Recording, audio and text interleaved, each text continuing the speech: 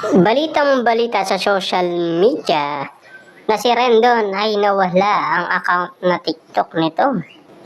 Ano kaya ang posibleng nangyari dahil sa pagkakalat niya ba ng kung ano-anong mga sinasabi niya sa mga tao?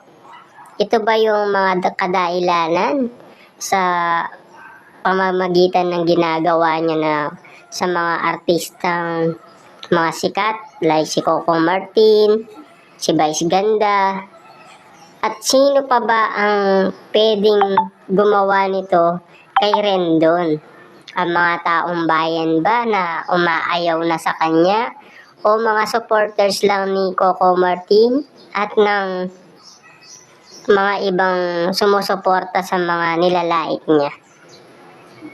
Iban ninyo ako, wala akong pakialam, wala daw siyang pakialam. Pero kita nyo naman na nalungkot si Rendon sa pagkawala ng mga account niya. Dahil ang mga to ay monetize na, alam natin yan. Pero hindi natin masabi kung ano ang kadailanan, bakit nawala ang mga account ni Rendon. Dahil ba talaga ito sa mga malulupit niyang salita?